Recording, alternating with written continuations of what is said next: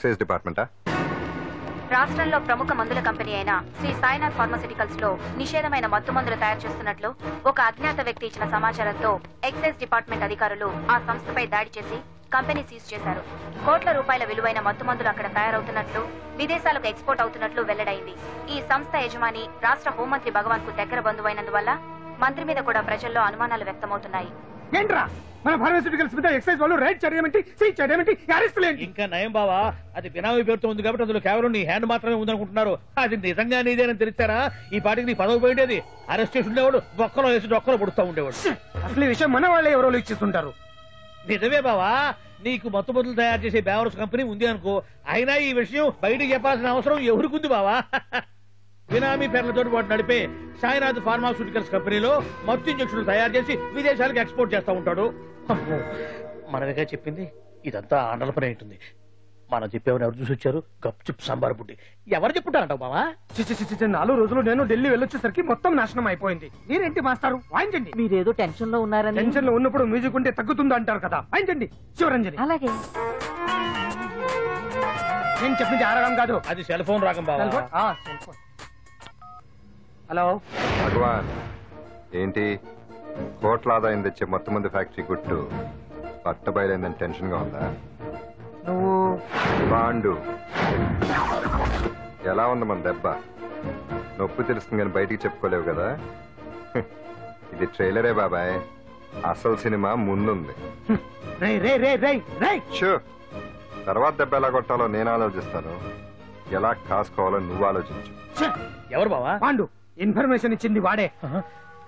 వాడే వీడన్నమాట.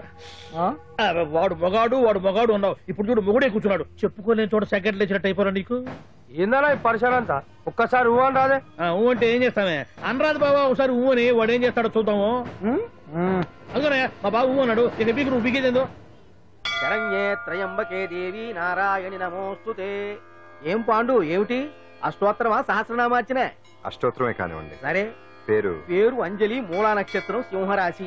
నువ్వెప్పుడూ చేయిస్తున్నదేగా, కాకపోతే ఈసారి అమ్మాయిని కూడా తీసుకొచ్చావు అంతేగా.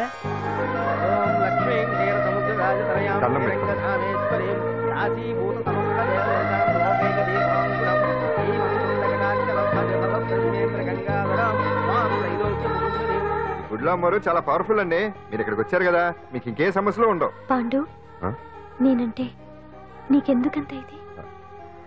చెప్పు పాండు, అసలు నీకేం చేశానని?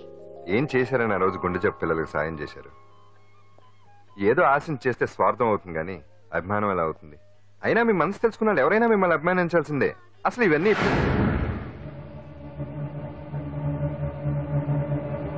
అంజలి గారు,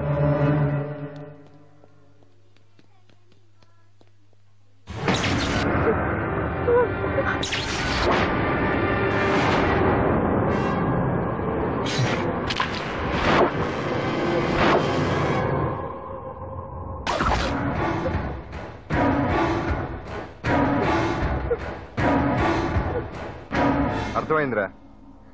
నన్ను ఎరగొట్టి అమ్మాయిని తీసుకెళ్ళడానికి ఈ సెటప్ అంతేగా? దున్నపోతుల్లాగా ఎంతమంది ఉన్నారు, నేను ఒక్కడిని. అయినా సరే ఈ అమ్మాయి మెడ మీద కత్తి పెట్టారంటే మీకు దమ్ము లేదనేగా అర్థం. అరే చిన్న కత్తి తీరా అన్నా, కత్తి పడేరా బిడ్డ.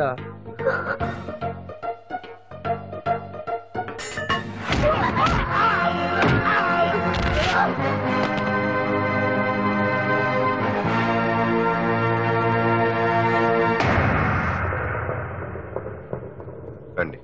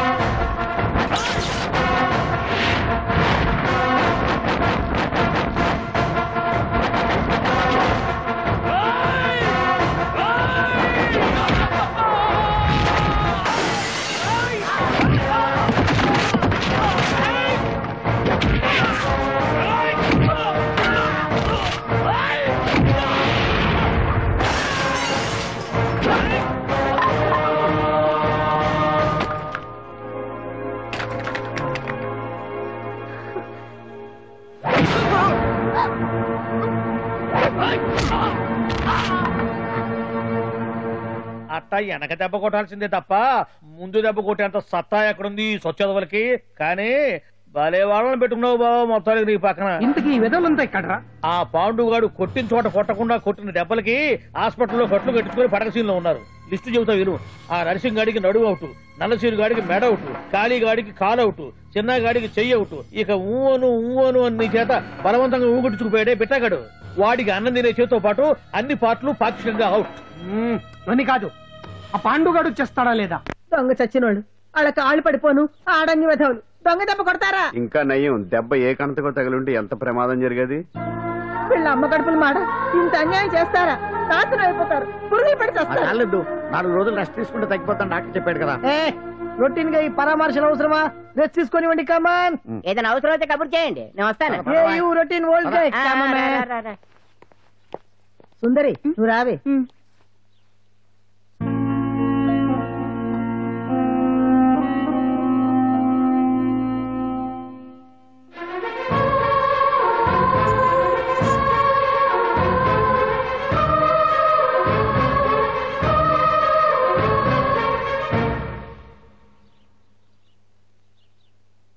ఏంటి?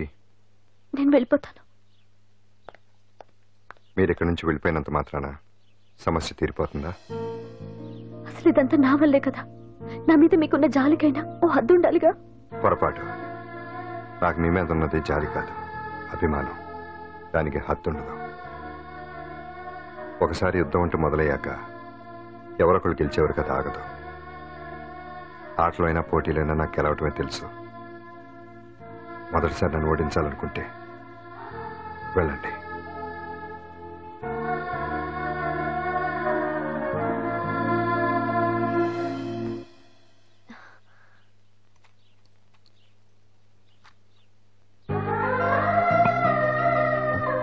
అయ్యో, మీరేంటండి?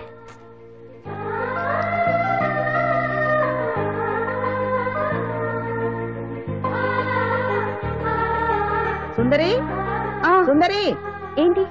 ఈ వేణీలు తీసుకెళ్ళి వాడికి కాస్త ఒళ్ళు తొడవే. సరే. మసిగుడ్డ ఎక్కడా?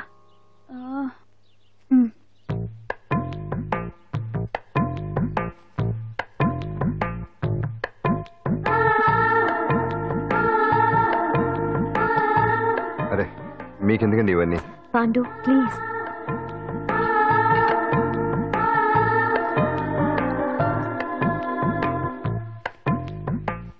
వద్దండి ప్లీజ్. ఏం మాట్లాడుకో, పడుకో.